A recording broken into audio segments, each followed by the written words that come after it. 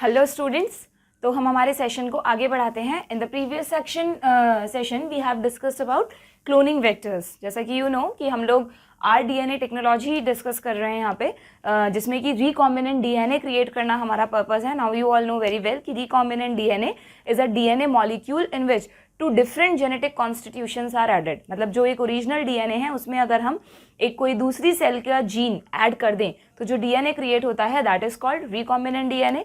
और उस recombinant DNA को क्रिएट करने के लिए जो टेक्नोलॉजी हम डिस्कस करेंगे उससे पहले we are discussing here the some tools. Okay, जिसमें हम ऑलरेडी रेस्ट्रिक्शन एंजाइम्स पढ़ चुके हैं. Okay, first we have discussed about restriction enzyme जो कि DNA को कट करने के लिए यूज होते हैं. That's why they are known as molecular scissors. और फिर हमने डिस्कस किया था जेल इलेक्ट्रोफोरेसिस, हाँ, जो कि एक टेक्निक है जिसमें रेस्ट्रिक्शन एंजाइम ने DNA में जो कट लगाए हैं तो वो जो कट पीसेस हैं वो उलझे हुए हैं DNA में. उन उलझे हुए पीसेस को सुलझाने के लिए यानी for the separation and isolation of DNA fragments we use gel electrophoresis technique. Okay, and last class में हम लोगों ने स्टार्ट किया था क्लोनिंग वेक्टर्स के साथ.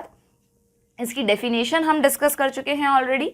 ठीक है, एग्जाम्पल्स कुछ मैंने आपको बताए थे और की फीचर्स भी हमने डिस्कस किए हैं. आज के लेक्चर में हम कुछ कॉमनली यूज्ड वेक्टर्स की डिटेल पढ़ेंगे जिससे आप लोगों को एग्जैक्टली समझ में आएगा कि वेक्टर का रोल क्या होता है इस पूरी टेक्नोलॉजी में. ठीक है, मैंने आपको डेफिनेशन में बताया था कि अगर आपने प्रीवियस लेक्चर नहीं देखा है बच्चों, यू मस्ट, जैसा कि मैं हमेशा कहती हूँ, you must have seen it, क्योंकि बिना प्रीवियस कॉन्सेप्ट देखे आपको आज का लेक्चर समझ नहीं आएगा. इवन बायोटेक्नोलॉजी की एक खासियत है कि जब तक वेरी फर्स्ट पॉइंट से आप स्टार्ट नहीं करेंगे, अगर बीच में से इस नाव पर सवार होंगे तो आपको कुछ भी समझ में नहीं आने वाला है. कुछ चैप्टर्स होते हैं जो कभी कभार बीच में से भी हम पकड़ लेते हैं, but biotechnology is not like that. ठीक है, okay, so definition we have discussed कि क्लोनिंग वेक्टर क्या है. एक्चुअली में वेक्टर मीन्स जो किसी चीज को कैरी करे. तो क्लोनिंग वेक्टर एक तरह का DNA मॉलिक्यूल है, मैंने आपको बताया था. ठीक है, और ये DNA मॉलिक्यूल से हम क्या करते हैं, हमारा एक जीन ऑफ इंटरेस्ट, जो भी हमारा एलियन DNA है, सोर्स से हमने जो DNA आइसोलेट किया है उसको लिंक कर देते हैं. और ये जो DNA क्रिएट होता है RDNA, ये अपनी मल्टीपल कॉपीज बना सकता है. इसलिए हमने यहाँ पर क्लोनिंग वर्ड भी यूज किया था. तो क्लोनिंग वेक्टर एक्चुअली में एक DNA मॉलिक्यूल होता है जो हमारे फॉरेन जीन को कैरी करता है, जिसलिए हमने इसको वेक्टर कहा, और उस फॉरेन जीन की मल्टीपल कॉपीज बनाकर हमें देता है. That's why we use the word cloning. ठीक है, यहाँ पर जो मैंने सर्कुलर DNA ड्रॉ किया है बच्चों, जस्ट अ मिनट, यहाँ पर जो मैंने सर्कुलर DNA ड्रॉ किया है तो वो इसलिए क्योंकि मैंने आपको बताया था कि जो वेक्टर्स हैं उनमें सबसे ज़्यादा प्लाज्मिड्स यूज़ होते हैं. तो इसलिए जनरली क्लोनिंग वेक्टर को समझाते वक्त प्लाज्मिड का डायग्राम ही यूज़ किया जाता है. बट एज वी डिस्कस्ड कि इसके एग्जाम्पल्स में मैंने आपको बताया था कि ज़रूरी नहीं है हमेशा प्लाज्मिड को ही as a cloning vector use किया जाए. बैक्टीरियोफेज के DNA को, ठीक है, बैक्टीरियोफेज में जो DNA होता है, या कई केसेस में रेट्रोवायरसेस को. ओके, या हमने पढ़ा था कुछ ट्रांसपोजोन्स, आर्टिफिशियल क्रोमोसोम, सिर्फ शॉर्ट में पढ़ा था इनके बारे में, सिर्फ इनके नाम लिखे थे हमने एग्जाम्पल्स में. इन्हें भी क्लोनिंग वेक्टर की तरह यूज किया जा सकता है. Okay, then what are the key features of cloning vector. किसी भी क्लोनिंग वेक्टर में किसी भी DNA मॉलिक्यूल को अगर आप क्लोनिंग वेक्टर की तरह यूज करना चाहते हैं तो 3 फीचर्स उसमें होने एसेंशियल हैं जो हमने कल लास्ट क्लास में डिस्कस किया था. First is ori, that is origin of replication, क्योंकि जब तक उस पर ओराई नहीं होगा तब तक वो अपनी रेप्लिकेशन नहीं कर पाएगा, और रेप्लिकेशन नहीं करेगा तो कॉपीज क्रिएट नहीं हो पाएंगी. ठीक है, देन सेकेंड फीचर हमने पढ़ा था क्लोनिंग साइट्स. क्लोनिंग साइट्स मैंने आपको बताया था कि इस पूरी टेक्नोलॉजी में कहीं ना कहीं रेस्ट्रिक्शन एंजाइम्स हमें चाहिए जो कि हमारे जीन ऑफ इंटरेस्ट को भी कट करके लाए हैं, और वेक्टर DNA पे भी एक कट लगाएंगे, जगह क्रिएट करेंगे सो दैट फॉरेन जीन उसमें इंसर्ट कर सकें. तो रेस्ट्रिक्शन एंजाइम वेक्टर DNA को जिस जगह कट करेंगे उस पर्टिकुलर जगह को क्लोनिंग साइट बोला जाता है, जो कि बट ऑब्वियस एक पैलिंड्रोमिक सीक्वेंस होती है according to the restriction enzyme. ठीक है, और थर्ड की फीचर हमने डिस्कस किया था जिसे हम आज और अच्छे से समझेंगे in the particular examples, that is selectable markers. हाँ, मैंने आपको बताया था कि ये एक तरह के मार्कर जीन्स होते हैं. ये वेक्टर पे कुछ स्पेशल जीन सीक्वेंस होती है जो हमें ये आइडेंटिफाई करने में हेल्प करती है कि हमारा जीन ऑफ इंटरेस्ट प्लाज्मिड से अटैच हुआ भी है या नहीं, क्योंकि biotechnology is completely a microscopic procedure. तो यहाँ पर हमें कुछ भी दिख नहीं रहा है, जो भी हो रहा है वो सब जो भी हो रहा है वो सब टूल किट्स के थ्रू और कल्चर मीडियम्स में इस तरह की चीज़ों में हो रहा है ना. तो इसलिए वी हैव टू आइडेंटिफाई कि किस सेल का ट्रांसफॉर्मेशन हुआ है, किस सेल में हमारा रिकॉम्बिनेंट डीएनए गया है तो उसके लिए हमें कुछ स्पेशल जीन्स की सीक्वेंसेस चाहिए होती हैं जो प्रेजेंट होनी चाहिए वेक्टर पे, तभी आप आइडेंटिफाई कर पाएंगे कि ये जो रिकॉम्बिनेंट वेक्टर है वो बैक्टीरियल सेल में गया है या नहीं। ठीक है, तो वहाँ पर हमें ज़रूरत पड़ेगी सेलेक्टेबल मार्कर्स की, जिसके एग्जाम्पल्स हमने पढ़े थे एंटीबायोटिक रेजिस्टेंट जीन्स, है ना, सम एंजाइम प्रोड्यूसिंग जीन्स जैसे बीटा गैलेक्टोसाइडेज प्रोड्यूस करता है। ठीक है, अगर ये टॉपिक आपको समझ में नहीं भी आया था कल लास्ट लेक्चर में, तो आज आप इसको सही से समझिएगा, क्योंकि इस पूरे टॉपिक में सबसे ज़्यादा क्वेश्चंस सेलेक्टेबल मार्कर पे फ्रेम होते हैं। ठीक है, और बहुत ही कॉन्सेप्चुअल टॉपिक है, अगर आप अच्छे से समझेंगे, एक बार समझ लेंगे तो फिर कभी भूलेंगे नहीं इसको। ठीक है, तो आज हम पढ़ते हैं कॉमनली यूज्ड वेक्टर्स। ठीक है, उसमें कॉमनली यूज्ड वेक्टर्स में हम पूरी जो भी लिस्ट हमने एग्जांपल्स में बनाई थी बच्चों, दैट वी विल डिस्कस। सबसे पहले हम लेते हैं प्लाज्मिड्स को। ठीक है, first one is the third, हमारी हेडिंग थी क्लोनिंग वेक्टर, तो यहाँ पर हम फर्स्ट वेक्टर ले लेते हैं हमारा, दैट इज प्लाज्मिड्स। ठीक है, प्लाज्मिड्स, ओके। कई सारे प्लाज्मिड्स में भी फिर कई सारे सब टाइप्स हैं, अलग अलग जगह पर अलग अलग तरह के प्लाज्मिड्स यूज होते हैं, बट पहले हम ये जान लेते हैं कि प्लाज्मिड एक्चुअली है क्या। वैसे तो आप सब लोगों को पता होगा, अब तो आप 12th के कोर्स के सबसे सेकेंड लास्ट यूनिट पर हैं, तो यू ऑल नो कि बैक्टीरियल सेल्स के पास उनका एक जेनेटिक क्रोमोजोम होता है ना, उनका क्रोमोजोमल डीएनए होता है, जिसको हम सिंपली क्रोमोजोमल डीएनए बोलते हैं, जो बैक्टीरिया का पूरा जेनेटिक मेकअप डिसाइड करता है। प्लस इस क्रोमोजोमल डीएनए के अलावा बैक्टीरियल सेल्स के पास एक और डबल स्ट्रैंडेड डीएनए मॉलिक्यूल होता है, जिसको हम सर्कुलर ड्रॉ करते हैं। ठीक है, क्योंकि इसके जितना सुपर कॉइल्ड नहीं होता। ठीक है, तो बट होता सर्कुलर है, स्ट्रक्चर इसका भी एग्जैक्टली डीएनए जैसा होता है, जैसा आप जेनेटिक्स में पढ़ते थे ना, AGCT जो भी बेसिस हैं वो सब इसमें होंगे, शुगर फॉस्फेट बैकबोन होगा, एग्जैक्टली सेम, बस फर्क इतना है कि ये सर्कुलर है।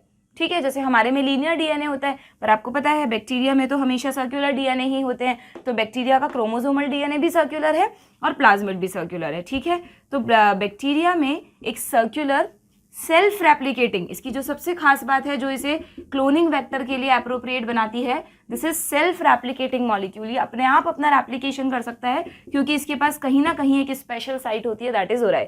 इसको इस पर डिपेंड नहीं होना पड़ेगा रेप्लिकेशन के लिए। ठीक है, तो ये सर्कुलर होता है, सेल्फ रेप्लिकेटिंग होता है, and it is called extra chromosomal DNA. ठीक है, क्योंकि ये इस क्रोमोजोमल डीएनए से अलग है, ये बैक्टीरिया को कुछ स्पेशल प्रॉपर्टीज प्रोवाइड करता है, दैट्स वाई इसको एक्स्ट्रा क्रोमोजोमल डीएनए माना गया है। ठीक है, क्लियर।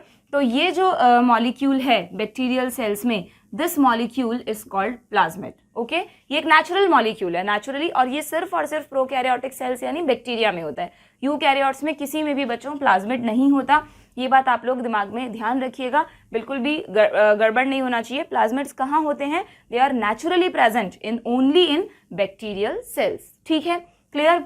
नाउ इन प्लाज्मिड्स का यहाँ पे कैसे यूज किया जाता है कि ये जो प्लाज्मिड्स हैं इनको जनरली नेचुरल प्लाज्मिड्स को यूज करने की जगह बच्चों पहले इन प्लाज्मिड्स को सेल से निकालकर इनमें कुछ मॉडिफिकेशंस किए जाते हैं। ठीक है, यानी आप यूँ समझ लीजिए कि लैब में आर्टिफिशियली कंस्ट्रक्ट किया जाता है प्लाज्मिड्स को अकॉर्डिंग टू आवर ईज। जैसे मान लीजिए ये डीएनए मॉलिक्यूल है या ये किसी का नेचुरल प्लाज्मिड है, नेटिव प्लाज्मिड भी यू कैन यूज। तो इस नेटिव प्लाज्मिड में हमें चाहिए कि इस नेटिव प्लाज्मिड को हम कुछ 8-10 टेक्निक में यूज करें, तो 8-10 टेक्निक के लिए अलग अलग रेस्ट्रिक्शन एंजाइम्स होंगे, तो उन हर रेस्ट्रिक्शन एंजाइम की पैलिंड्रोमिक सीक्वेंस इस पर होनी चाहिए। ठीक है, तो इस प्लाज्मिड में हम चेंजेस करेंगे लेबोरेटरी में। एक ऐसा प्लाज्मिड, क्योंकि सीक्वेंस क्या है, जीन की सीक्वेंस है, तो उनको क्रिएट किया जा सकता है। ठीक है, तो जो भी जीन्स हमें रिक्वायर्ड हैं, जैसे एक ओराई हमें चाहिए होगा, वो तो चलो पहले से होता है। ठीक है, रेस्ट सबसे इंपॉर्टेंट होती है क्लोनिंग साइट्स हमें चाहिए होंगी अलग अलग एग्जाम्पल की, जो हमने की फीचर्स में पढ़ा था, और एक हमें चाहिए होंगे इस पे सेलेक्टेबल मार्कर्स, कुछ ऐसी स्पेशल सीक्वेंसेस जिससे हम ये आइडेंटिफाई कर सकें कि ट्रांसफॉर्मेशन हुआ है या नहीं। ठीक है, तो इस तरह से प्लाज्मिड्स को लेबोरेटरी में क्रिएट भी किया जा सकता है। नेचुरली तो they are present in the bacterial cells, फिर उनको निकालकर उनमें मॉडिफिकेशंस करके they can be artificially constructed in laboratory. ठीक है, तो प्लाज्मिड को एज अ वेक्टर पढ़ने से पहले ये दो बातें आपके दिमाग में एकदम क्लियर होनी चाहिए कि प्लाज्मिड क्या है ठीक है, नेचुरली बैक्टीरियल सेल्स में प्रेजेंट होता है and they can be artificially constructed in laboratory according to the procedure के अकॉर्डिंग कई सारे प्लाज्मिड्स तैयार किए गए हैं और उनको अलग अलग टेक्निक्स में यूज किया जाता है। ठीक है, यहाँ तक क्लियर है सब लोगों को। अब ये जो आर्टिफिशियली कंस्ट्रक्टेड प्लाज्मिड्स है ना, यहाँ पर हम दो एग्जाम्पल्स डिटेल में पढ़ेंगे। एक तो PBr322 जिसपे बोर्ड्स में भी बहुत फ्रिक्वेंट क्वेश्चन आता है, नीट में तो फेवरेट क्वेश्चन है ही एग्जामिनर्स के लिए, और एक हम पढ़ेंगे यहाँ पर PUC प्लाज्मिड। इन सब की फुल फॉर्म्स मैं बाद में बताऊंगी आपको, PUC के बारे में भी हम डिस्कस करेंगे। ठीक है, क्लियर। और एक और आपके कोर्स में है बच्चों, that is TI plasmid. Okay, TI plasmid जो है ना वो एक नेचुरल प्लाज्मिड है। TI प्लाज्मिड वो एक नेचुरल प्लाज्मिड है, उसमें बस सिर्फ हमारा जीन ऑफ इंटरेस्ट ऐड करके उसको डायरेक्टली यूज किया जाता है। It is not artificially constructed. ठीक है, तो ये दोनों आर्टिफिशियली कंस्ट्रक्टेड में आ जाएंगे, और जो TI प्लाज्मिड है वो एक नेचुरल प्लाज्मिड है which is used in biotechnology. तो इन तीन प्लाज्मिड्स को डिटेल में हम यहाँ पे समझेंगे। क्लियर है, यहाँ तक समझ में आया आप लोगों को? ठीक है, तो सबसे पहले हम प्लाज्मिड के कुछ इंपॉर्टेंट पॉइंट लिख लेते हैं।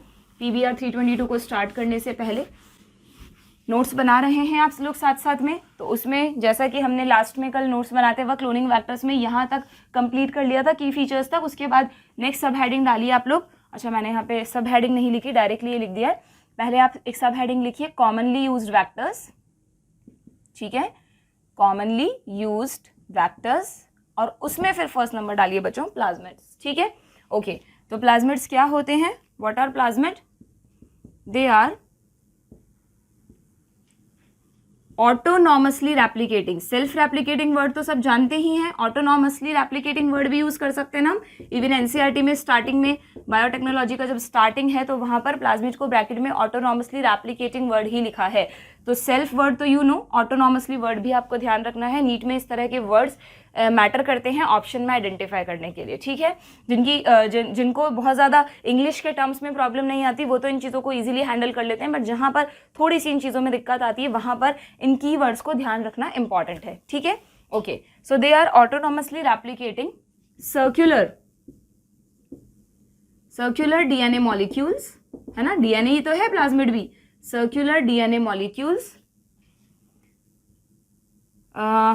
एक्ट एज एक्स्ट्रा क्रोमोजोमल, या इसको थोड़ा सिंपल वर्ड्स में लिख देते हैं हम, एक मिनट, इतनी लंबी डेफिनेशन नहीं लिखेंगे।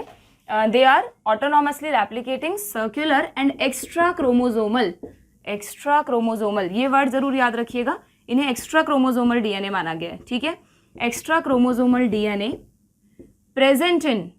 नेचुरली प्रेजेंट इन बैक्टीरियल सेल्स। ठीक है, नेचुरली प्रेजेंट इन bacterial sales. Clear, naturally present इन बैक्टीरियल सेल्स, सिर्फ और सिर्फ बैक्टीरियल सेल्स में ही होते हैं प्लाज्मिड्स। किसी भी यूकैरियोटिक सेल में प्लाज्मिड्स प्रेजेंट नहीं होंगे, और यही रीजन है कि प्लाज्मिड्स फंक्शनल भी बैक्टीरियल सेल्स में होते हैं। तो जब भी आप किसी टेक्नोलॉजी की बात करेंगे ना, RDNA टेक्नोलॉजी में, तो होस्ट सेल अगर बैक्टीरिया है, जो जीन है आपका, अगर आप उसे बैक्टीरिया में इंसर्ट करना चाहते हैं बच्चों, तो ही हम प्लाज्मिड को यूज करेंगे। अगर होस्ट सेल प्लांट है या एनिमल है, हाँ, बट TI प्लाज्मिड के केस में प्लांट सेल, होस्ट सेल एक प्लांट सेल होती है, वहां पर आप TI प्लाज्मिड को यूज करते हैं, नो डाउट। ठीक है, बट लेकिन ज्यादातर केसेस में जब आपको बैक्टीरिया से कोई प्रोडक्ट बनाना हो तब आप प्लाज्मिड को एज अ वेक्टर यूज करते हैं इवन। ठीक है, क्लियर, ओके। तो ये हुआ आपका प्लाज्मिड की डेफिनेशन। देन प्लाज्मिड्स को डिस्कवर किसने किया था? वैसे आपको जनरली क्वेश्चन पूछा नहीं जाता है, बट फिर भी आप ध्यान रखना चाहें तो it is discovered by Hayes and Lederberg.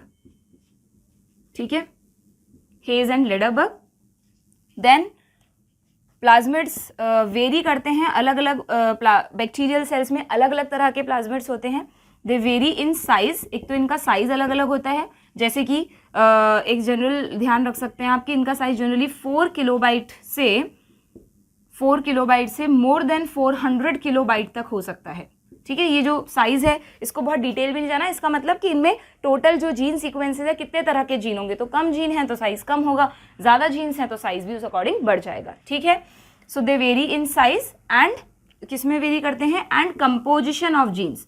Her plasmid पे अलग अलग तरह के जीन्स होते हैं, जैसे किसी प्लाज्मिड पर हो सकता है एंटीबायोटिक रेजिस्टेंट जीन हो, किसी प्लाज्मिड पे लेग जेड जीन हो, जो बीटा गैलेक्टोसाइडेज बनाएगा, अलग अलग टाइप के जीन्स प्रेजेंट होते हैं, ठीक है, क्लियर। ओराई सब पर कंपल्सरीली होगा तभी, इसीलिए क्योंकि प्लाज्मिड की ये प्रॉपर्टी है कि इट इज सेल्फ रेप्लिकेट, ठीक है, क्लियर। देन उसके अलावा प्लाज्मिड्स को हम बायोटेक्नोलॉजी में यूज कर रहे हैं एज अ क्लोनिंग वैक्टर। क्यों?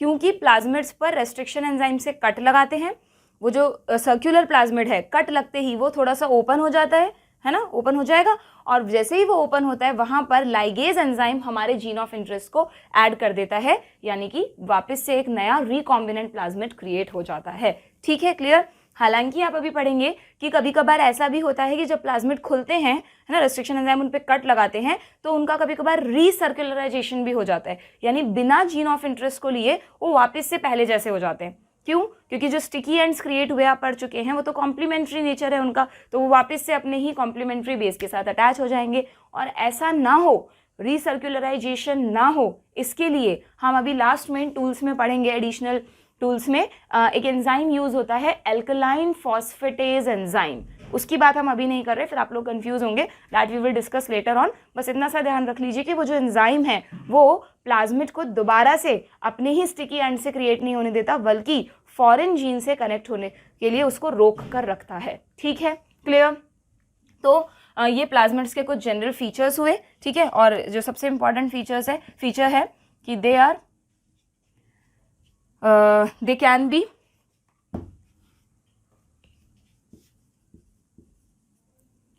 cut by restriction enzymes, ठीक है, to add foreign gene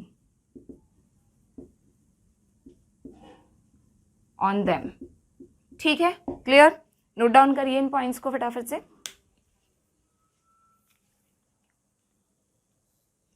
बच्चों यहाँ पे 4 किलोबाइट की जगह ना 2 किलोबाइट कर लीजिए, 2 किलोबाइट साइज, 2 किलोबाइट से स्टार्ट होके मोर देन 400 किलोबाइट तक इनका साइज कुछ भी हो सकता है, ठीक है।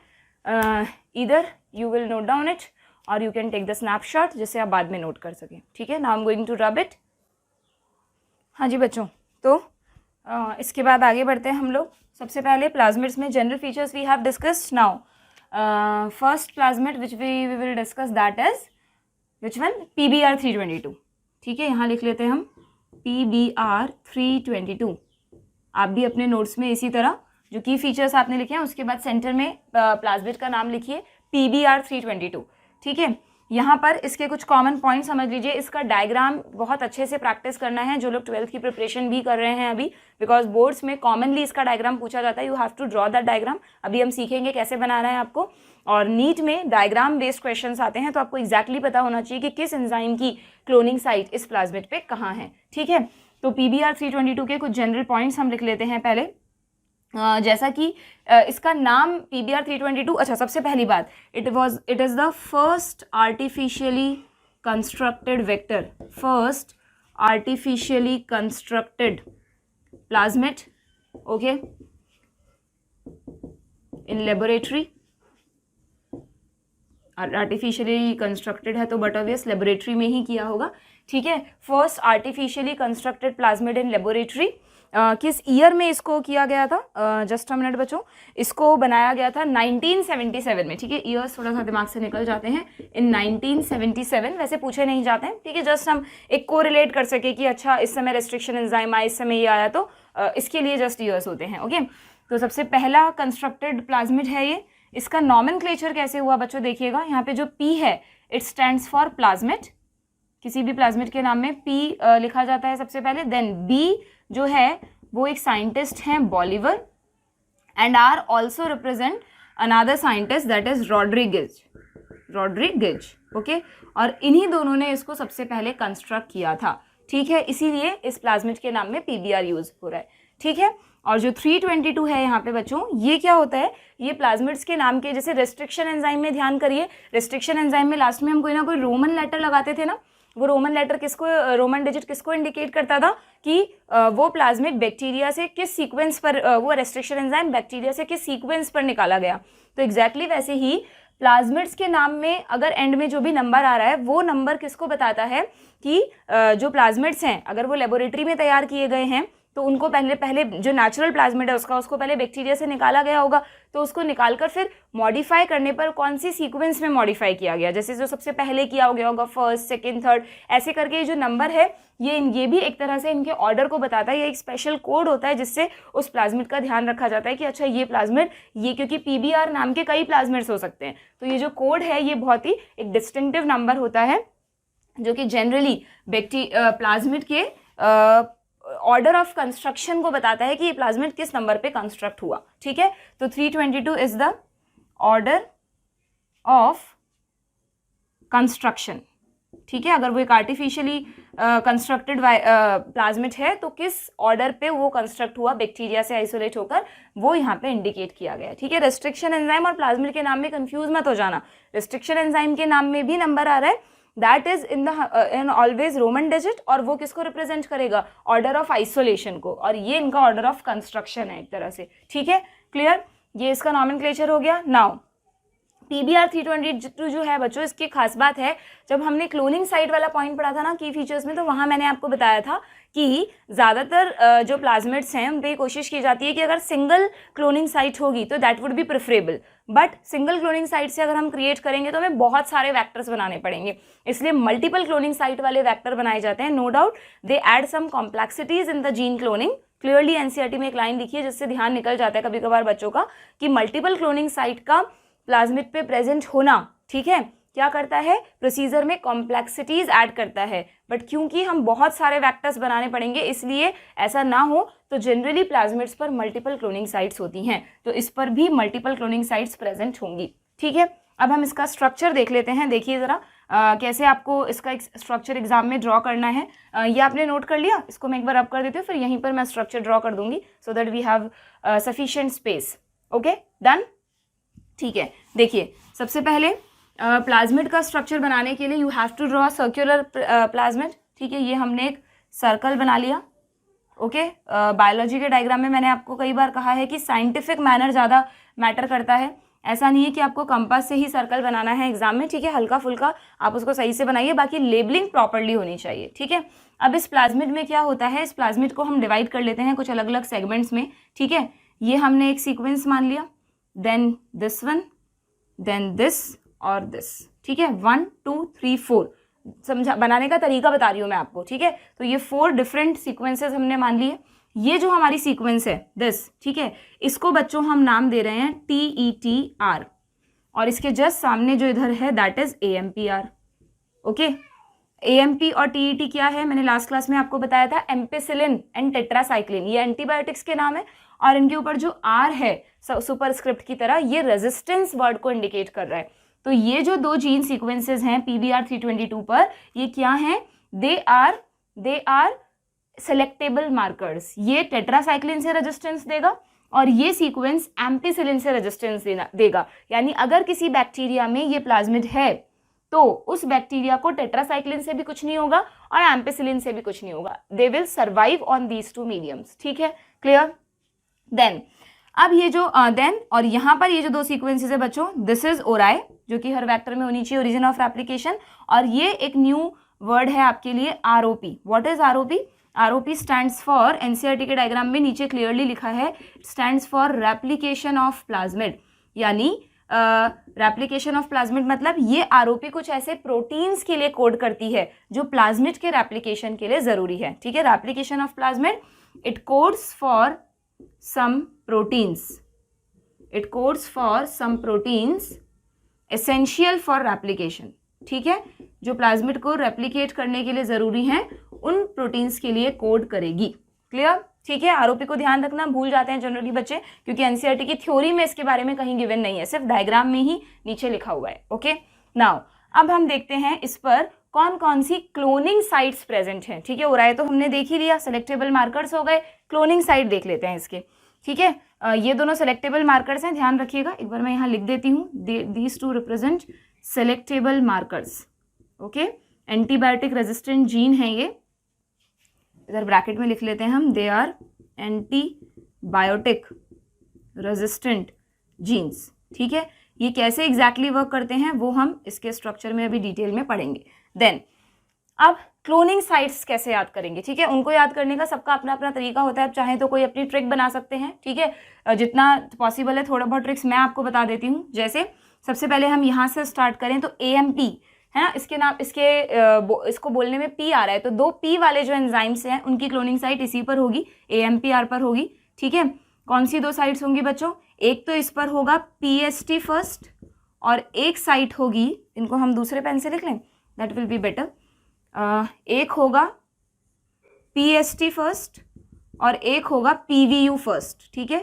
ये PST PVU इन सब के फुल फॉर्म में आपको रेस्ट्रिक्शन एंजाइम्स में एक टेबल बनाई थी हमने, वहाँ पे लिखवा चुकी हूँ। जैसे ये प्रोटियस वल्गैरिस नाम के बैक्टीरिया से आइसोलेट किया जाता है, इसलिए इसका नाम PVU फर्स्ट है, ठीक है। देन AMPR के जस्ट सामने जो TETR है, ठीक है, या फिर चलिए पहले ऐसे डायगोनली याद कर लीजिए। AMPR के सामने ये जो ROP है ना, तो ये जो PVU फर्स्ट है इसी के जैसा इसका भाई यूं कह लीजिए, वो यहाँ पे प्रेजेंट है, उसका नाम है PVU सेकेंड, ठीक है। PVU सेकेंड मतलब PVU सेकेंड मतलब जो इस बैक्टीरिया से सेकेंड नंबर पे जो रेस्ट्रिक्शन एंजाइम आइसोलेट हुआ, अगर PVU सेकेंड हम इस टेक्निक में यूज करेंगे तो वो इस जगह पर कट लगाएगा। अगर PST फर्स्ट यूज करेंगे यहाँ स्टिकी एंड्स क्रिएट करेगा, PVU फर्स्ट यूज करेंगे तो यहाँ स्टिकी एंड क्रिएट करेगा, क्योंकि इसकी पैलिंड्रोमिक सीक्वेंस इस प्लाज्मिड में इस जगह पर है, ठीक है, क्लियर। अब आ जाते हैं हम TETR पर। TETR पर कौन से 2 एंजाइम्स की साइट है, ध्यान रखिएगा। वन इज BAMH फर्स्ट, इसकी भी फुल फॉर्म हमने लिखी थी, एंड वन इज साल फर्स्ट, ठीक है, स्ट्रेप्टोमाइसीस एल्बस, ओके। तो इसको आप कैसे याद रख सकते हैं, BST एक सब्जेक्ट होता है कॉमर्स में, बिजनेस स्टडीज, उसको BST बोलते हैं बच्चे, आप लोगों ने सुना हो, वैसे हम साइंस के स्टूडेंट्स हैं बट फिर भी अगर आप लोगों ने सुना हो तो ओके। तो BST से याद रख लीजिएगा, सीक्वेंस भी याद रहेगी। BS कहाँ पर है, B और S टेट्रासाइक्लिन रेजिस्टेंट जीन पर, ठीक है, क्लियर। AMP में P हो गया, PP यहाँ पर दोनों। देन अब ये जो पार्ट बचा, ठीक है, यहाँ पर 3 एंजाइम्स की सीक्वेंस और है, ठीक है, 3 different enzymes cut this plasmid at these 3 sites. कौन कौन से हैं वो 3 एंजाइम, एक तो आपका मोस्ट फेवरेट एंजाइम जो हमारी बायोटेक्नोलॉजी में सबसे ज़्यादा हम पढ़ते हैं, EcoR फर्स्ट, वो इस जगह कट लगाएगा, ठीक है। आपको ध्यान है EcoR फर्स्ट के साथ आपने एक और एंजाइम पढ़ा था हिंड सेकंड, जो सबसे पहले कैरेक्टराइज किया गया था, तो हिंड सेकंड ना होके यहाँ हिंड थर्ड की पैलिंड्रोमिक सीक्वेंस है, ठीक है, ये सब भी आपको ध्यान रखना है। और यहाँ पर इन दोनों के बीच में CLA, ठीक है, CLA फर्स्ट का साइट है, क्लियर। तो ये जो 3 एंजाइम्स हुए, ओके, इनको भी आप याद रख सकते हैं। जैसे कि इसके लिए आप ट्रिक बना सकते हैं, इकोनॉमिक्स, ठीक है, अगेन बायो कॉमर्स का कोई सब्जेक्ट ले सकते हैं, ठीक है, इकोनॉमिक्स। इसके लिए बच्चों आप ही कोई ट्रिक बनाइएगा, मुझे अभी फिलहाल ध्यान नहीं आ रही। मैंने एक ट्रिक बनाई थी छोटी सी, बट मेरे दिमाग से स्लिप हो गई है, अभी याद आएगी तो मैं आप लोगों को बता दूंगी, ठीक है, कि इसके लिए E, C और H के लिए हम क्या याद रख सकते हैं, ठीक है, ओके। तो ये हमारा हो गया, यहाँ पर 2 एंजाइम्स की साइट हो गई, यहाँ 2 एंजाइम की साइट हो गई, एक यहाँ हो गया, 3 यहाँ, तो टोटल 1 2 3 4 5 6 7 8 एंजाइम्स की डिफरेंट साइट्स इस PBR 322 पर प्रेजेंट है। क्या ओराई पर कोई साइट बनाऊं बच्चों में, नेवर, ओराई पर कोई साइट नहीं होगी, क्योंकि अगर ओराई को किसी रेस्ट्रिक्शन एंजाइम ने कट कर दिया जीन ऑफ इंटरेस्ट को ऐड करने के लिए, तो ओराई का जो प्रॉपर्टी अगर वो ही चली गई तो how will plasmid able to replicate itself, no ना। तो इसलिए ओराई पर किसी भी रेस्ट्रिक्शन एंजाइम की साइट नहीं है, ठीक है, क्लियर। तो ये स्ट्रक्चर आई थिंक इतना ज़्यादा टिपिकल नहीं है, आपको समझ में आ गया होगा, ठीक है। अगर समझ में आ गया है तो आप इसको ड्रॉ कर लीजिए, या फिर आप बाद में ड्रॉ कर लें, NCERT में डायग्राम गिवन है, ठीक है, इसका भी स्नैपशॉट ले सकते हैं इफ़ यू वांट। हाँ बच्चों, मुझे वो ट्रिक याद आ गई, दैट वाज इकोनॉमिक्स क्लियर है, इकोनॉमिक्स क्लियर है, BST कल करेंगे, ठीक है। ऐसे करके एक ट्रिक, जस्ट छोटी सी ट्रिक है, आप याद रखना चाहें तो इकोनॉमिक्स क्लियर है, ठीक है, इकोनॉमिक्स भी is one of the subject in commerce, BST कल करेंगे, ओके, ठीक है। ये सीक्वेंस भी ध्यान रहेगी और थोड़ा बहुत एंजाइम का नाम भी आपको इससे याद रहेगा, ओके, डन। चलिए अब इसको हम रब कर देते हैं और फिर हम इसी में PBR 322 में ये जो सेलेक्टेबल मार्कर्स हैं ये किस तरह से हेल्प करते हैं वो पढ़ लेते हैं। चलिए बच्चों, तो PBR 322 के स्ट्रक्चर के बाद अब हम समझते हैं इस प्लाज्मिड में जो सेलेक्टेबल मार्कर्स हैं वो किस तरह से फंक्शन करते हैं, ठीक है। मैंने पूरा बोर्ड एक बार क्लीन कर दिया है, जनरली मैं नहीं करती हूँ, हेडिंग्स लिखी रहती हैं, बट इसको समझाने के लिए मुझे थोड़ा बड़ा डायग्राम बनाना है, so I require some space, that's why I have cleaned it, ठीक है। हम दोबारा से लिख लेंगे उन चीज़ों को, आपको ये सब चीज़ें वहीं पर जहाँ आपने PBR 322 का डायग्राम बना दिया, ठीक है। अब अपने नोट्स में आप एक हेडिंग डालेंगे, functioning of selectable markers in PBR 322, ठीक है। और इस फंक्शनिंग को समझेंगे हम एक डायग्राम से। ध्यान से देखिएगा, आराम से समझिएगा, बहुत इंपॉर्टेंट चीज़ है, एक बार समझ लेंगे तो हमेशा के लिए ध्यान रहेगी। और इस पर एक क्वेश्चन डेफिनेटली बोर्ड्स में एंड आपके नीट एग्जाम में आता है, ठीक है। देखिए, तो यहाँ पर सबसे पहले हम PBr322 को यूज़ कर रहे हैं एज अ प्लाज्मिड वेक्टर। तो हमने यहाँ पर PBr322 बना लेते हैं, you know that it is a circular DNA molecule, ठीक है। ये हो गया हमारा वेक्टर DNA। और क्योंकि इस वेक्टर DNA पर हमें जो इम्पॉर्टेंट सीक्वेंस है जिसके बारे में हम डिस्कस करने वाले हैं, सिर्फ हम उन्हीं को ड्रॉ कर रहे हैं, पूरा डायग्राम इसका ड्रॉ नहीं कर रहे हैं बच्चों हम। You know this sequence is TETR, yes, and this sequence is AMPR। ये गड़बड़ नहीं होना चाहिए बच्चों, you have to remember AT, ठीक है। इधर AMPR होता है, इधर TETR होता है, and this is a diagram of PBr322 that you all no, ठीक है। और यहाँ हम बना लेते हैं एक हमारा फॉरेन DNA, ओके, जिससे हम हमारे जीन ऑफ इंटरेस्ट को कट करेंगे। ये हो गया एक फॉरेन DNA मॉलिक्यूल जिससे जीन ऑफ इंटरेस्ट को कट किया जाएगा। This is foreign DNA, clear.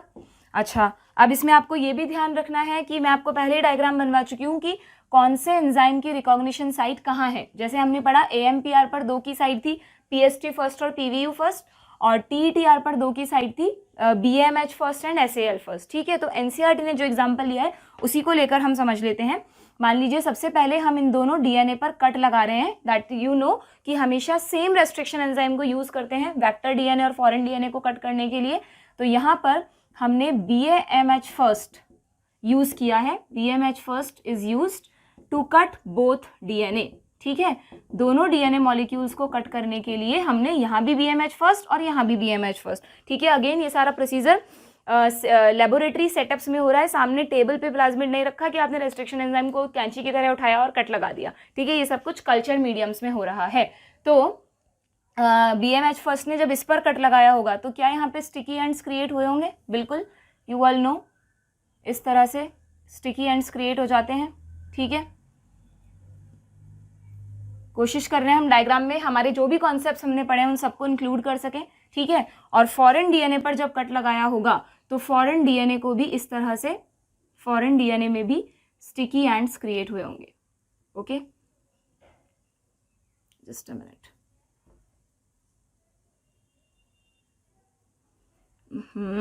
Yes, this one, okay, ठीक है। ये हो गया आपका जीन ऑफ इंटरेस्ट, ठीक है। ये हमने फॉरेन DNA से जीन ऑफ इंटरेस्ट को अलग कर लिया और ये हमारा है vector DNA, clear.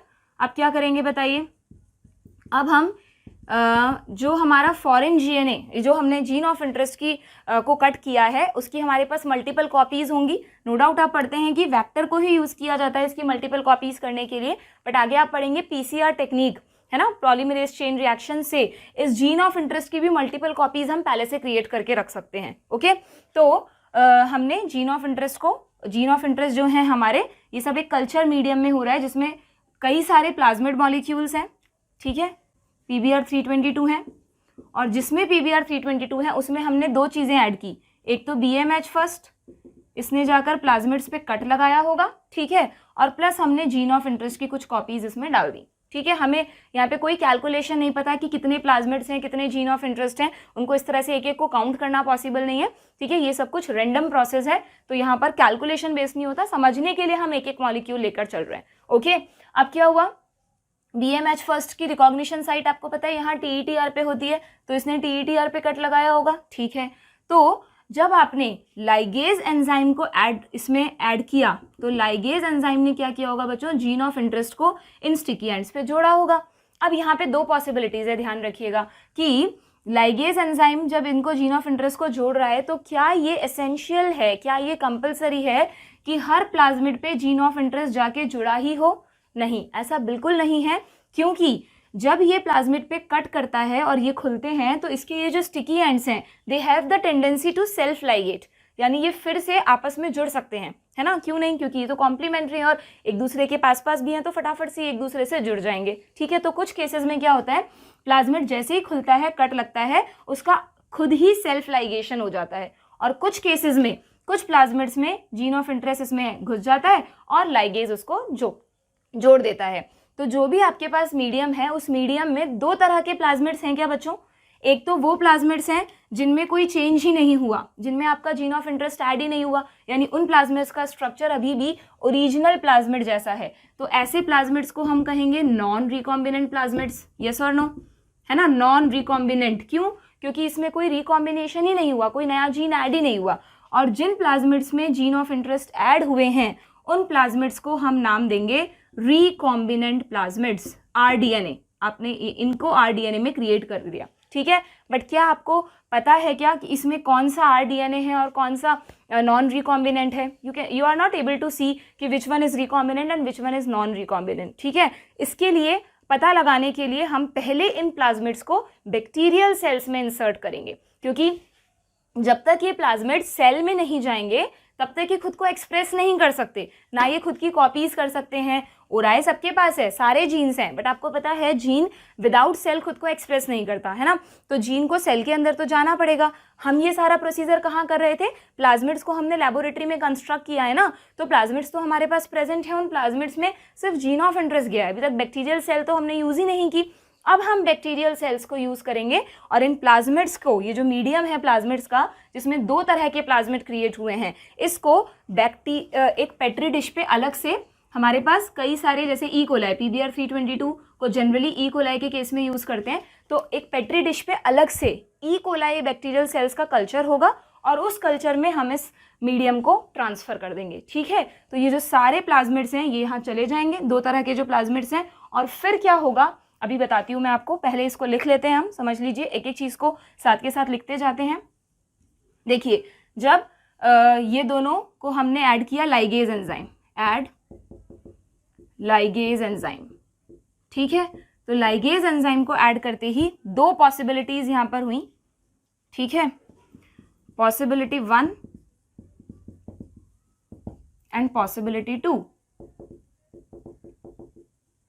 First possibility क्या है हमारी कि ये जो हमारा वेक्टर डीएनए है, ओके, इस वेक्टर डीएनए में हमारा जीन ऑफ इंटरेस्ट ऐड हुआ होगा, ओके। कहाँ ऐड हुआ होगा? वहीं बना रही हूं मैं जहां पर TETR की सीक्वेंस है। तो इसने TETR की सीक्वेंस को रखा कि डिस्टर्ब कर दिया, ये भी ध्यान से देखते जाना आप, डिस्टर्ब कर चुका है, ठीक है। इसको हम क्या नाम देंगे? रिकॉम्बिनेंट डीएनए कह दें हम इसको, ठीक है। ये हो गया हमारा रिकॉम्बिनेंट डीएनए, ओके। और दूसरी तरफ सेकंड पॉसिबिलिटी क्या है कि ये जो वेक्टर है हमारा, ठीक है, ये वेक्टर वापस से सेल्फ लाइगेट हो गया हो, इसमें जीन ऑफ इंटरेस्ट नहीं गया। यहाँ पर जीन ऑफ इंटरेस्ट ऐड हो गया, जीन ऑफ इंटरेस्ट एडेड, और यहाँ पर जिसको हम कहेंगे non recombinant plasmid, non recombinant plasmid, क्योंकि ये खुला तो था, इस पे कट तो लगा था, लेकिन कट लगने के बाद भी इसमें जीन ऑफ इंटरेस्ट ऐड नहीं हो पाया। तो नॉन रिकॉम्बिनेंट प्लाज्मिड क्यों क्रिएट हुआ? Because of self ligation. ये वापस खुद से ही लाइगेट हो गया, सेल्फ लाइगेट, ठीक है। वापस से खुद ही स्टिकी एंड्स को उसने ऐड कर लिया, तो this is called non recombinant plasmid. तो इस मीडियम में दो तरह के प्लाज्मिड्स क्रिएट हुए हैं। क्लियर है? समझ आ रहा है यहाँ तक आप लोगों को? अब हम आते हैं, ये तो हमने फर्स्ट स्टेप कर लिया इसका, जिसमें आपने रिकॉम्बिनेंट्स और नॉन रिकॉम्बिनेंट दो तरह के प्लाज्मिड्स आपको मिले। अब आप आएंगे नेक्स्ट स्टेप पे। Now you have to transfer these plasmids into the bacterial cells, okay, जिससे ये खुद को एक्सप्रेस कर सकें। आपका जो डिजायर जीन है वो बैक्टीरियल सेल्स में जाएगा, तभी तो खुद को एक्सप्रेस करेगा, तभी तो वो आपके ज़रूरत की प्रोटीन बनाएगा, ठीक है। तो हमने क्या किया, एक सेपरेट कल्चर मीडियम पे बैक्टीरियल सेल्स जो कि यहाँ होस्ट का काम करेंगी उनको कल्चर किया और उस कल्चर मीडियम में इन प्लाज्मिड्स को शिफ्ट कर दिया। This step is called transformation. जैसे ही प्लाज्मिड्स को आप बैक्टीरियल सेल्स में डालेंगे तो क्या होगा समझिएगा कि अगर ये आपका कल्चर मीडियम है और इस कल्चर मीडियम में बहुत सारी बैक्टीरियल सेल्स प्रेजेंट हैं, है ना, तो जैसे ही आपने इनमें प्लाज्मिड्स को ऐड किया, वो प्लाज्मिड्स कोई भी हो सकते हैं दोनों तरह के, तो plasmids will start to enter into bacterial cells, ठीक है। इस प्रोसेस को क्या कहते हैं बच्चों हम? Transformation, okay. There is a difference, some difference between this term. यहाँ पे रिकॉम्बिनेशन किया था, अब हम ट्रांसफॉर्मेशन कर रहे हैं, ठीक है। अभी देखिएगा आप दोनों में क्या डिफरेंस है, we will understand it later. तो अब ये जो बैक्टीरियल सेल्स हैं इनमें प्लाज्मिड गए। अब यहाँ पर भी बच्चों तीन पॉसिबिलिटीज हैं, देखिए कैसे।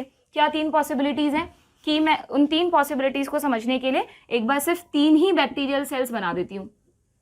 ओके, एक फर्स्ट पॉसिबिलिटी क्या है कि आपकी जो बैक्टीरियल सेल्स हैं उनमें रिकॉम्बिनेंट प्लाज्मिड्स गए हों। तीनों बैक्टीरियल सेल में अपना अपना क्रोमोसोमल डीएनए तो है ही या नहीं, वो तो पहले से प्रेजेंट है, ठीक है। अब एक सेल ऐसी होंगी जिनमें हमारा रिकॉम्बिनेंट प्लाज्मिड गया होगा। रिकॉम्बिनेंट प्लाज्मिड मतलब जिसमें हमारा जीन ऑफ इंटरेस्ट प्रेजेंट है, ठीक है। कुछ सेल्स ऐसी होंगी जिनमें ये वाला नॉन रिकॉम्बिनेंट प्लाज्मिड भी तो गए होंगे, क्योंकि मैंने आपको कहा ना कल्चर मीडियम में तो दोनों तरह के प्लाज्मिड्स प्रेजेंट हैं। आप उनको बैक्टीरियल सेल में जाने से पहले सेपरेट नहीं कर सकते। अगर हमारे पास कोई ऐसा मेथड होता तो हम पहले ही सेपरेट कर लेते कि इसमें जीन ऑफ इंटरेस्ट है, इसमें नहीं, बट ऐसा पॉसिबल नहीं है, क्योंकि जब तक ये खुद को एक्सप्रेस नहीं करेंगे तब तक इनका सेपरेशन पॉसिबल नहीं है। और एक्सप्रेस ही तभी करेंगे जब ये बैक्टीरियल सेल के अंदर जाएंगे। DNA can express itself only inside the cell, ठीक है। ओके नाउ, और थर्ड पॉसिबिलिटी, एक ये भी तो पॉसिबिलिटी होगी बच्चों कि सेल में कोई भी प्लाज्मिड नहीं गया, बिल्कुल ऐसा भी हो सकता है। तो 3 तरह के बैक्टीरिया क्रिएट हुए, मतलब 3 तरह के चेंजेस आए होंगे बैक्टीरिया में, ठीक है। ये जो बैक्टीरिया होंगे इनको हम कहेंगे नॉन ट्रांसफॉर्मेंट्स। इनमें तो कोई चेंज ही नहीं हुआ ना, इनमें तो किसी भी तरह का प्लाज्मिड ऐड नहीं हुआ, चाहे से ये वाला प्लाज्मिड हो चाहे ये, तो ये कहलाएंगी नॉन ट्रांसफॉर्मेंट सेल्स। और इन दोनों को ही आप ट्रांसफॉर्मेंट सेल्स कहेंगे, दोनों को, यस ट्रांसफॉर्मेंट्स इसलिए कहते हैं। ट्रांसफॉर्मेंट्स और रिकॉम्बिनेंट्स में डिफरेंस है। देखो क्या डिफरेंस है, ये वाली जो सेल है जिसमें रिकॉम्बिनेंट प्लाज्मिड गया है वो एक ट्रांसफॉर्मेंट भी है और वो एक रिकॉम्बिनेंट भी है। और ये वाली जो सेल्स हैं वो ट्रांसफॉर्मेंट तो हैं लेकिन उनको आपको नॉन रिकॉम्बिनेंट कहना पड़ेगा। हो गई क्या कंफ्यूज, घूम गया पूरा दिमाग? आई थिंक कंफ्यूज हो गए तो फिर से सुन लो दोबारा से, ध्यान से देख रहे हो तो नहीं कंफ्यूज हुए होंगे। व्हाट आई वांट टू से कि पहले तो रिकॉम्बिनेंट प्लाज्मिड और नॉन रिकॉम्बिनेंट प्लाज्मिड क्रिएट हुआ। जब इन प्लाज्मिड्स को ट्रांसफर किया आपने बैक्टीरियल सेल्स में, तो कुछ बैक्टीरियल सेल्स ऐसी हैं जिन्होंने रिकॉम्बिनेंट प्लाज्मिड को लिया तो वो कहलाएंगी रिकॉम्बिनेंट्स। जिन्होंने नॉन रिकॉम्बिनेंट प्लाज्मिड को लिया वो कहलाएंगी नॉन रिकॉम्बिनेंट्स।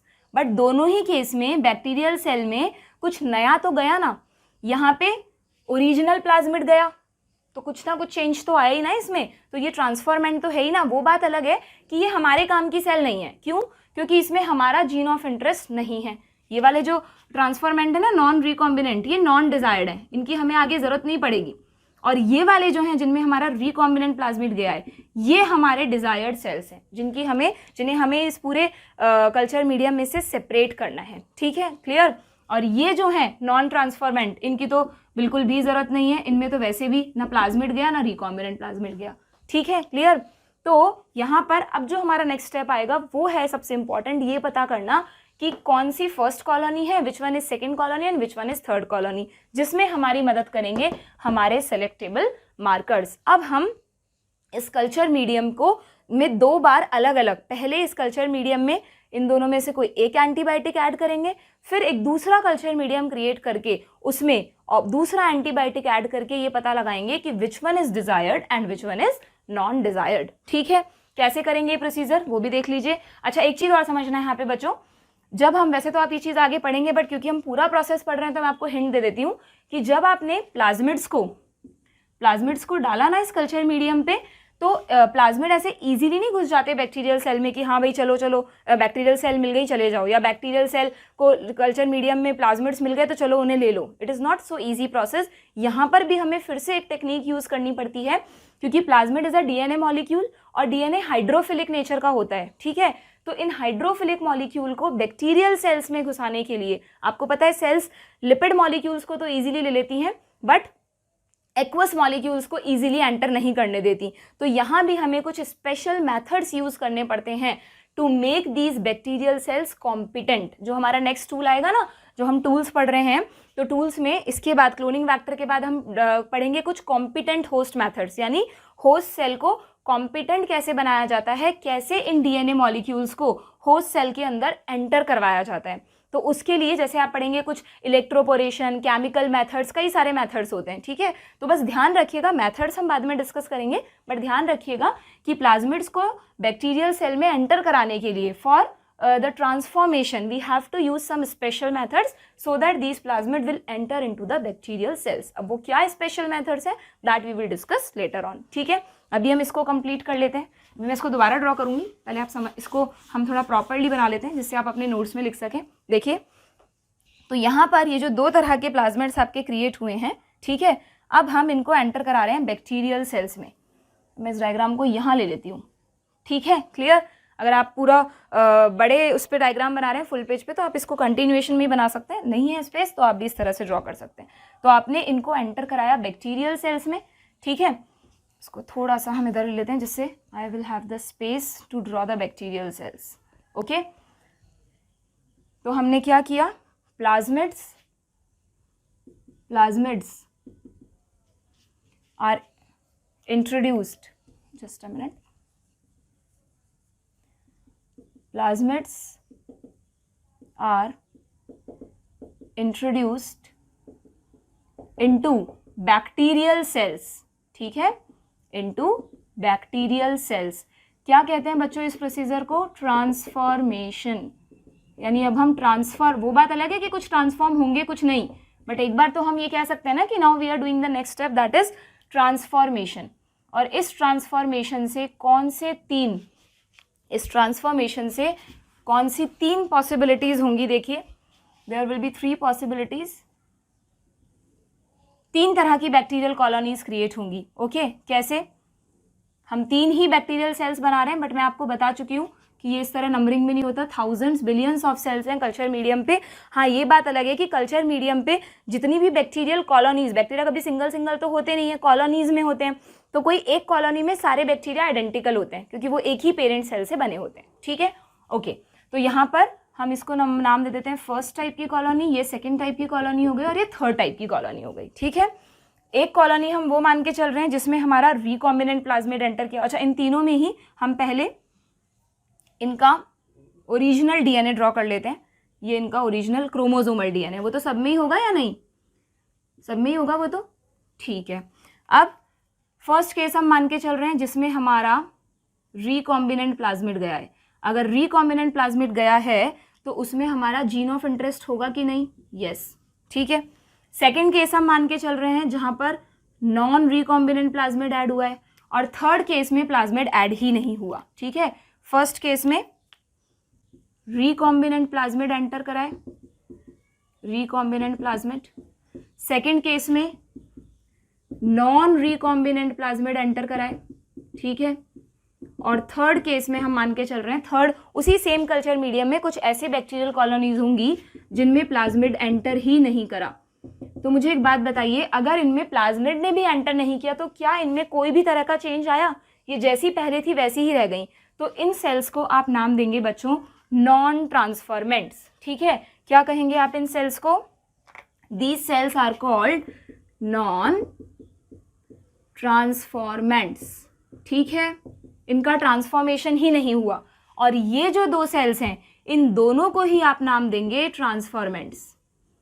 दोनों में हुआ है, देखिए आप, ट्रांसफॉर्मेशन, है ना, क्योंकि इन वाली जो सेकेंड कॉलोनीज हैं, इन वाली कॉलोनी में प्लाज्मिड तो गया है ना, चाहे वो ओरिजिनल प्लाज्मिड ही गया हो, बट इनके पास कुछ नई चीज तो आई है. पहले तो इनके पास ये भी नहीं था, सिर्फ क्रोमोसोमल डीएनए था. अब एटलीस्ट प्लाज्मिड तो आया, तो नए जीन्स का ऐड होना इस ट्रांसफॉर्मेशन. ग्रिफिथ एक्सपेरिमेंट में भी तो आपने पढ़ा था, ध्यान करो, जेनेटिक्स में, कि जब है ना आर स्ट्रेन और एस स्ट्रेन को मिक्स किया था तो क्या हुआ था कि जो नॉन वायरुलेंट स्ट्रेन होता है, रफ स्ट्रेन, उसका डीएनए एस स्ट्रेन में एंटर कर गया था, और उससे क्या, सॉरी, जो एस स्ट्रेन का डीएनए था वो आर स्ट्रेन में एंटर कर गया था, जिसने आर स्ट्रेन को ट्रांसफॉर्म कर दिया था इनटू एस स्ट्रेन. तो वहाँ पर हमने कोई जेनेटिक इंजीनियरिंग नहीं की थी, वहाँ पे सिंपली बैक्टीरियल सेल्स में कुछ चेंजेस किए गए थे, तो उसको भी हमने ट्रांसफॉर्मेशन कहा था. यहाँ पर जो ट्रांसफॉर्मेशन हम कर रहे हैं, it is a part of biotechnology. तो ट्रांसफॉर्मेशन में रिकॉम्बिनेंट प्लाज्मिड ऐड हुआ है या नॉन रिकॉम्बिनेंट प्लाज्मिड ऐड हुआ है, दोनों ही केसेस को ट्रांसफॉर्मेशन कहेंगे. तो transformant cells are of 2 types. First is recombinant transformants and second is non recombinant transformants. Clear है क्या, डायग्राम से अच्छे से समझ में आ रहा है, कंफ्यूज हो रहे हैं तो एक बार दोबारा से जितनी बार हो सके इस डायग्राम को ध्यान से देखिएगा, आपको ये प्रोसेस समझ में आएगा. भी एक बार पूरा समझ लो, मैं लास्ट में थोड़ा सा समराइज भी कर दूंगी इसे. ठीक है, you are able to see this all ना.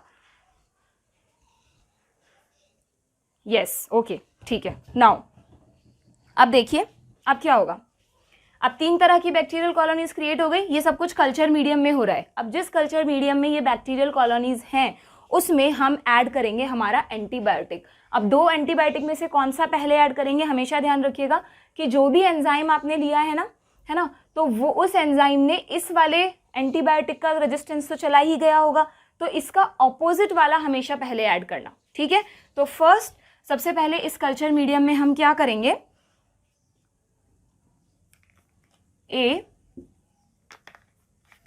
Add ampicillin. अब कुछ बच्चे क्या लिख देते हैं, add ampicillin resistance. What is this term, ampicillin resistance थोड़ी ना ऐड कर रहे हैं, हम एंटीबायोटिक ऐड कर रहे हैं। Add ampicillin in the culture medium. जिस कल्चर मीडियम में तीनों तरह की कॉलोनीज प्रेजेंट हैं उस कल्चर मीडियम में आपने एम्पिसिलिन ऐड किया तो क्या होगा बच्चों बताइए, जो फर्स्ट कॉलोनी है वो सर्वाइव करेंगी क्या, ध्यान से देखो।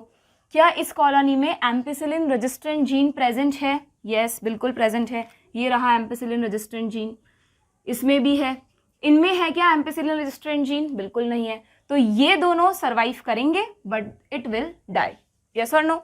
तो क्या होगा, जो हमारी फर्स्ट कॉलोनीज हैं, जो 3 तरह की कॉलोनीज हैं हमारी, फर्स्ट, सेकेंड और थर्ड, इनमें से जो फर्स्ट वाली हैं जिनमें रिकॉम्बिनेंट प्लाज्मिड है, ठीक है, दे सर्वाइव्ड, बिल्कुल। सेकेंड भी सर्वाइव्ड क्योंकि चाहे से सेकेंड नॉन रिकॉम्बिनेंट है बट उसमें AMPR जीन तो प्रेजेंट है ना, क्लियर। और जो थर्ड है ये इनकी डेथ हो जाएगी, डेड। तो जो आपके पास कल्चर मीडियम है उस कल्चर मीडियम में जितने भी बैक्टीरिया मर चुके हैं एम्पिसिलिन ऐड करने पर, उन्हें तो जाने दो, वो हमारे वैसे भी किसी काम के नहीं थे। बट जितनी भी बैक्टीरियल कॉलोनीज अभी प्रेजेंट हैं, अब फिर से एक दिक्कत आ गई कि जितनी भी बैक्टीरियल कॉलोनीज इस कल्चर मीडियम में है ना, मान लीजिए 10, 12 जितनी भी, ये तो बहुत छोटा नंबर है, ठीक है। मैंने आपको कहा बैक्टीरिया हमेशा कॉलोनीज की फॉर्म में होते हैं। इनमें से कुछ कॉलोनीज तो रिकॉम्बिनेंट्स हैं और कुछ कॉलोनीज नॉन रिकॉम्बिनेंट्स की है। तो सेकंड चैलेंज जो हमारा है वो ये कि अब हमें इनमें से इन दोनों को अलग अलग करना है, क्योंकि हम आगे किसको कल्चर करना चाहेंगे, दोनों को करना चाहेंगे क्या। इसमें है क्या आपका जीन ऑफ इंटरेस्ट, इंसुलिन बनाने वाला जीन है क्या इस बैक्टीरिया के पास, नहीं ना। तो आप क्या करोगे इसे कल्चर करके, बायोटेक्नोलॉजी में तो आपकी कॉस्ट बढ़ जाएगी इसको भी कल्चर करोगे तो आप चाहते हो कि इन दोनों में से सिर्फ ये वाले बैक्टीरिया आपको मिल जाएं। तो आप कैसे डिसाइड करोगे कि इनमें से कौन सी फर्स्ट कॉलोनीज है और कौन सी सेकेंड है, थर्ड तो मर ही चुकी हैं, ठीक है। तो उसके लिए अब क्या करेंगे हम, अब हमें कल्चर मीडियम में ऐड करना है दूसरा एंटीबायोटिक, टेट्रासाइक्लिन। लेकिन ध्यान से सुनना, टेट्रासाइक्लिन को सेम कल्चर मीडियम में ऐड नहीं कर सकते आप। उसका रीज़न अभी आप समझोगे। आपको पहले, अगर आप इसमें टेट्रासाइक्लिन ऐड करना चाहते हो तो सबसे पहले ये जो आपका कल्चर मीडियम है ना, इस कल्चर मीडियम का एक रेप्लिका क्रिएट किया जाएगा, ठीक है। रेप्लिका मतलब आप लोगों के इतना ज़्यादा कोर्स में होता नहीं है, बट आप थोड़ा बहुत यूँ समझ लीजिए कि रेप्लिका क्रिएट करने के लिए इस कल्चर मीडियम पर कुछ एक क्लॉथ जैसा मटेरियल होता है, एक चीज़ होती है, उसको इसके ऊपर रखते हैं। तो जो बैक्टीरियल कॉलोनीज होती है उनमें से कुछ बैक्टीरिया उस क्लॉथ पर एग्जैक्टली वैसे के वैसे आ जाते हैं और फिर उस क्लॉथ को दूसरे कल्चर मीडियम पर वापस रख दिया जाता है। तो उसमें से वो बैक्टीरिया उस कल्चर मीडियम में गिर जाते हैं और जहाँ, जैसे मान लीजिए यहाँ से बैक्टीरिया, रेप्लिका मतलब जो कॉलोनीज यहाँ है, मान लीजिए फर्स्ट वाली कॉलोनीज है, तो इस कल्चर मीडियम में भी इस जगह पर फर्स्ट कॉलोनी ही होगी। अगर ये सेकेंड कॉलोनीज है तो इसमें यहाँ पर सेकेंड कॉलोनीज ही प्रेजेंट होंगी, ठीक है, क्लियर।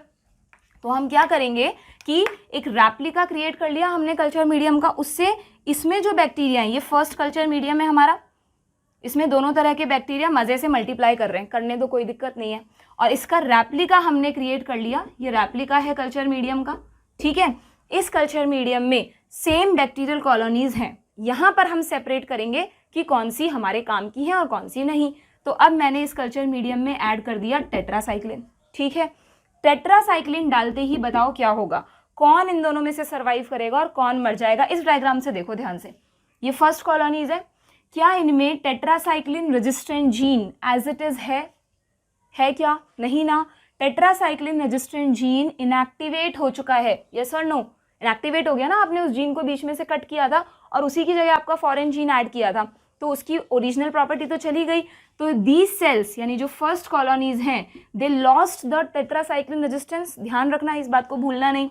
तो ये इस मीडियम में मर जाएंगी, डेथ हो जाएगी इनकी। लेकिन जो सेकेंड कॉलोनीज हैं, क्या इनमें भी टेट्रासाइक्लिन रेजिस्टेंस जीन नहीं है क्या बच्चों? इनमें तो है, क्योंकि ये तो सेल्फ लाइगेट हो गया था। ये देखो यहाँ पे आपका फॉरेन जीन इंसर्ट ही नहीं हुआ था, तो इसका मतलब इन बैक्टीरिया के पास अभी भी टेट्रासाइक्लिन रेजिस्टेंस प्रेजेंट है। और अगर इनमें टेट्रासाइक्लिन रेजिस्टेंस है तो दे सर्वाइव्ड ऑन द मीडियम। इनकी डेथ होगी क्या टेट्रासाइक्लिन ऐड करने पर? नहीं होगी, ये आराम से मल्टीप्लाई करेंगे मज़े से, ठीक है। बट अब मुझे एक बात बताओ कि इन दोनों में से कौन मर गए? फर्स्ट कॉलोनी मर गई और सेकेंड कॉलोनी मज़े से मल्टीप्लाई कर रही है। आपके काम की कॉलोनी कौन सी थी? आप चाहते किसको थे इन दोनों में से?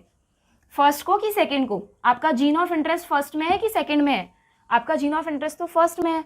आप तो कहोगे अरे यार हमने तो गलती कर दी, फर्स्ट वाले में तो इस कल्चर मीडियम में टेट्रासाइक्लिन डालते ही सारे के सारे फर्स्ट बैक्टीरिया मर गए और हमें तो फर्स्ट वाले ही चाहिए थे। तो इसीलिए बच्चों हमने रेप्लिका क्रिएट किया था। अगर हम सेम कल्चर मीडियम में टेट्रासाइक्लिन डाल देते तो क्या होता? यहीं पर सारे बैक्टीरिया खत्म हो जाते और ये सारा प्रोसीजर हमारा वेस्ट हो जाता। फिर से हमको ये गलती सही करने के लिए प्रोसीजर रिपीट करना पड़ता है ना। दैट्स वाई रेप्लिका क्रिएट करना ज़रूरी है। और इसीलिए बोलते हैं कि इस एंटीबायोटिक रेजिस्टेंस मीडियम का एक ड्रॉबैक है, एक लिमिटेशन है कि we have to double plating method, we have to create two different culture mediums for adding ampicillin and tetracycline. दोनों को सेम कल्चर मीडियम पे ना ऐड करके अलग अलग कल्चर मीडियम पे ऐड किया जाता है। तो ये जो है वो इस प्रोसीजर को थोड़ा सा कम्बरसम या टीडियस बना देता है, प्रोसीजर थोड़ा मुश्किल हो जाता है और फिर इसमें सेलेक्ट करना कि कौन सर्वाइव कर रहा है, कौन किसकी डेथ हो रही है, ये सब थोड़ा सा कॉम्प्लिकेटेड हो जाता है। But still these are very good choices in case of selectable markers और PBR 322 को बहुत कॉमनली यूज़ किया जाता है। ठीक है, क्लियर? चाहे से कितना भी कम्बरसम प्रोसेस है but it is commonly used. ठीक है, इसको लिख लें हम एक बार, फिर हम इसको कंप्लीट करेंगे प्रोसेस को। वैसे हो गया है लगभग। तो अब क्या किया हमने? पहले तो हमने एम्पिसिलिन ऐड किया था कल्चर मीडियम में। Now what we add? Now replica of culture medium, replica of culture medium is created and add which antibiotic? tetracycline। और अब हमने इस पे टेट्रासाइक्लिन ऐड किया। पहले एम्पिसिलिन ऐड किया था, फिर टेट्रासाइक्लिन ऐड किया रेप्लिका पे। ठीक है, तो बताइए उस सेकेंड कल्चर मीडियम में जब हमने रेप्लिका क्रिएट किया तो ये कॉलोनीज आई होंगी क्या? नहीं, ये तो पहले ही मर चुकी हैं। तो सिर्फ फर्स्ट आई होंगी और सेकेंड आई होंगी। फर्स्ट कौन है? फर्स्ट है रिकॉम्बिनेंट ट्रांसफॉर्मेंट्स। यस और नो?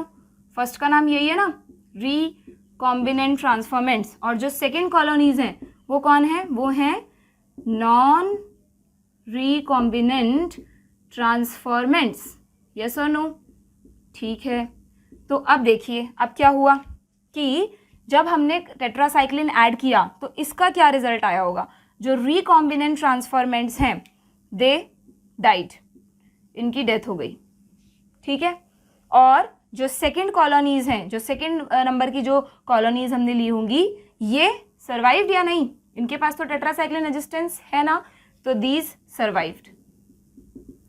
बट हमारी डिजायर्ड कौन सी है और नॉन डिजायर्ड कौन सी है? जो सर्वाइव कर गई। ये बात ही सबसे ज्यादा लास्ट में बच्चे कंफ्यूज कर देते हैं। उन्हें लगता है अच्छा जो मर गई ठीक है वो हट गई, अब ये सर्वाइव है, इन्हें लेके कल्चर कर लो। तो गड़बड़ हो गया आपका पूरा कॉन्सेप्ट। आप नॉन रिकॉम्बिनेंट वाले को कल्चर करके क्या करोगे? इसमें आपका जीन ऑफ इंटरेस्ट नहीं है बच्चों। यहाँ पर नॉन रिकॉम्बिनेंट ट्रांसफॉर्मेंट्स में जीन ऑफ इंटरेस्ट एब्सेंट है, इस बात को भूल मत जाना। जीन ऑफ इंटरेस्ट एब्सेंट है यहाँ पर। इनमें आपका जीन ऑफ इंटरेस्ट प्रेजेंट है, इसमें है आपका जीन ऑफ इंटरेस्ट। समझ रहे हो बात को?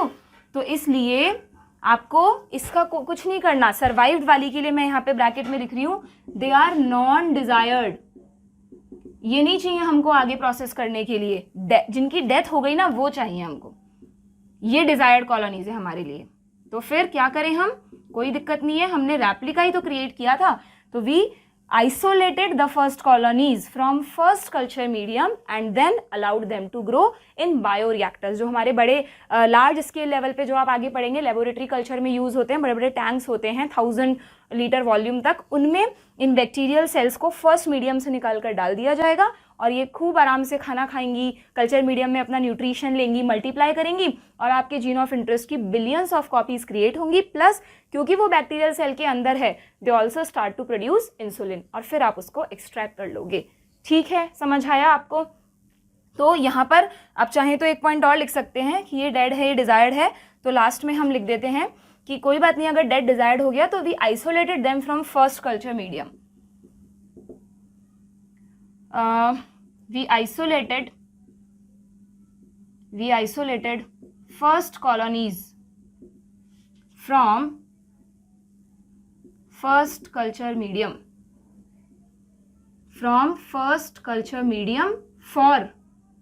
For further growth. तभी तो कंप्लीट होगा ना हमारा ये जो हमने डायग्राम बनाया, आपको दिख रहा है ये लास्ट पॉइंट? यस, बिल्कुल लास्ट में ही है हम इसके, but yes you are able to see this, है ना? So we isolated first colonies, ये हमारे काम की हैं, from first culture medium for further growth in bioreactors. ठीक है बच्चों, क्लियर है? होप आप लोगों को समझ में आया होगा सेलेक्टेबल मार्कर्स किस तरह हेल्प कर रहे हैं हमारी। और आप मुझे बताइए कि अगर सेम कॉन्सेप्ट पे क्वेश्चन आ जाए कि if we use PST first enzyme in this case, ठीक है, तो बताइए क्या होगा? आप फटाफट मेरे साथ साथ सोचते जाइए। अगर आप सही आंसर देंगे तो इसका मतलब आपको ये कॉन्सेप्ट समझ में आ गया है। अगर मैंने PST फर्स्ट यूज़ किया तो सबसे पहले तो आपको पता होना चाहिए कि PST फर्स्ट की साइट AMPR पर है, ठीक है? तो PST फर्स्ट यूज़ किया, कट लगाया, लाइगेज ने ऐड कर दिया, 2 तरह के रिकॉम्बिनेंट क्रिएट हुए, सेम प्रोसीजर, ट्रांसफॉर्मेशन करवाया, 3 तरह की कॉलोनीज बनी, ठीक है? ध्यान से सुनना। अब इन 3 कॉलोनीज में, अब इस डायग्राम को थोड़ी देर के लिए भूल जाओ, सिर्फ सोच के बताओ कि अगर हमने AMPR को कट किया था, ठीक है, तो फर्स्ट कॉलोनी हमारी ट्रांसफॉर्मेंट्स है, recombinant transformant, second non recombinant transformant है, थर्ड नॉन ट्रांसफॉर्मेंट है, ठीक है? तो सबसे पहले मैं कल्चर मीडियम में किसे ऐड करूं, एम्पेसिलिन को या टेट्रासाइक्लिन को? मैंने क्या कहा था, पहले ऑपोजिट वाला ऐड करना। वो भी देख लो क्यों, क्योंकि अगर आप इसमें पहले से एम्पेसिलिन ऐड कर देते तो क्या होता, फर्स्ट कल्चर मीडियम में ही ये तो मरी जाती जिनमें कोई प्लाज्मिड नहीं है, और जो आपकी रिकॉम्बिनेंट्स हैं क्योंकि दे लॉस द एम्पेसिलिन रेजिस्टेंस, तो वो भी फर्स्ट में ही खत्म हो जाती। इसीलिए हमेशा ऑपोजिट वाला एंटीबायोटिक ऐड किया जाता है, ठीक है? तो यहाँ पर आप लिखेंगे पहले टेट्रासाइक्लिन ऐड किया हमने, तो टेट्रासाइक्लिन में इन तीनों में से कौन सर्वाइव, कौन किसकी डेथ हो गई होगी? टेट्रासाइक्लिन रेजिस्टेंस इसमें तो है ही नहीं, इनकी डेथ हो गई होगी, ठीक है? और टेट्रासाइक्लिन रेजिस्टेंस जो है वो क्या किसमें है प्रेजेंट? नॉन रिकॉम्बिनेंट्स जो है वो भी सर्वाइव किए होंगे और ये भी सर्वाइव किए होंगे, क्योंकि अब की बार ये वाला जीन तो एज इट इज है ना, इसको तो कुछ डैमेज नहीं हुआ, ठीक है? मैं ऑपोजिट एग्जाम्पल समझा रही हूँ आपको इसका, ठीक है? मैं समझिएगा, हम इसी को रिवाइज कर रहे हैं, एक दूसरा एग्जाम्पल लेके हम इस कॉन्सेप्ट को रिवाइज कर रहे हैं, ठीक है? अब मुझे लास्ट रिजल्ट बताओ। अब फर्स्ट और सेकंड जो 2 तरह की कॉलोनीज हैं, तो जब मैंने उसका रेप्लिका क्रिएट करके उस पर एम्पेसिलिन डाला तो कौन सर्वाइव करेगा? जिसमें आपका जीन ऑफ इंटरेस्ट ऐड किया है वो इधर ही देखो, सिर्फ जिसमें आपका जीन ऑफ इंटरेस्ट ऐड हुआ है, क्या वो एम्पेसिलिन कंटेनिंग मीडियम पे सर्वाइव करेंगी? यस और नो, सोच के बताओ। जिसमें आपका जीन ऑफ इंटरेस्ट ऐड हुआ है, क्या वो एम्पेसिलिन कंटेनिंग मीडियम पे सर्वाइव करेंगी? नो। क्यों? क्योंकि एम्पेसिलिन रेजिस्टेंस इज लॉस्ट। आपका जीन ऑफ इंटरेस्ट अगर इसमें ऐड हो चुका है तो इन्होंने इस जीन को, ये जीन इनएक्टिवेट हो गया, इसको इंसर्शनल इनएक्टिवेशन भी कहते हैं। किसी भी जीन में इंसर्ट के ऐड होने पर उस ओरिजिनल जीन का इनएक्टिवेट हो जाना क्या कहलाता है? Insertional inactivation. तो जिन प्लाज्मिड्स में PST फर्स्ट यूज करने पर जीन ऑफ इंटरेस्ट ऐड हुआ है, they loss the ampicillin resistance and they died, ठीक है? और जो ऑपोजिट वाली हैं वो सर्वाइव। तो अगेन फर्स्ट कल्चर मीडियम में से हम इन कॉलोनीज को निकाल लेंगे, ठीक है? क्लियर है? किसी भी एंजाइम से रिलेटेड, हाँ, बट ऑब्वियस वही एंजाइम्स जो इन पर सेलेक्टेबल मार्कर, इन सेलेक्टेबल मार्कर्स पे प्रेजेंट हैं, ठीक है? जो एंजाइम बाकी जगहों पर है ना, उनके लिए भी कोई ना कोई सेलेक्टेबल मार्कर्स होते हैं, बट हमें सारे नहीं पढ़ने हैं, सिर्फ जो बेसिक मेन हैं वो आपने यहाँ पर पढ़े, ठीक है? तो हाँ, एक चीज़ और लिख लीजिएगा बच्चों, इस मेथड को इंसर्शनल इनएक्टिवेशन भी कहते हैं। यहीं पर ऊपर हेडिंग के ऊपर लिख दीजिएगा insertional inactivation, insertional inactivation of genes, ठीक है? क्लियर? आ गया समझ में? और नेक्स्ट लेक्चर में, ये लेक्चर तो हमारा आज का कंप्लीट हुआ, थोड़ा सा लंबा हो गया क्योंकि आपको पूरा कॉन्सेप्ट समझना था, बट नेक्स्ट लेक्चर में हम PBR 322 के बारे में अब हमने कंप्लीटली पढ़ लिया है, ठीक है। आप ये डायग्राम ड्रॉ कर लीजिएगा अपने नोट्स में, बाद में आप कॉन्सेप्ट रिवाइज करने बैठेंगे तो फिर भूल जाएंगे, ठीक है। अच्छे से ड्रॉ करिएगा, और जो अच्छा बच्चा है वो चाहे तो एक बार सेम डायग्राम को दोबारा ड्रॉ कर सकता है PST फर्स्ट का एग्जाम्पल लेकर, तो उसको और ज़्यादा क्लियर हो जाएंगी सारी चीज़ें, ठीक है। क्लियर। नेक्स्ट लेक्चर में we will study the next plasmid. Cloning vectors में हम प्लाज्मिड्स पढ़ रहे हैं ना, तो प्लाज्मिड्स में तो अभी हमने सिर्फ PBR 322 ही पढ़ा है, अभी PUC और TI प्लाज्मिड्स हमें और पढ़ने हैं, that we will cover in the next lecture, but वो इतने लेंदी नहीं है, वो हम थोड़ा सा जल्दी पढ़ने का ट्राई करेंगे, ठीक है। Okay, so till then keep revising, keep practicing multiple choice question. Bye bye.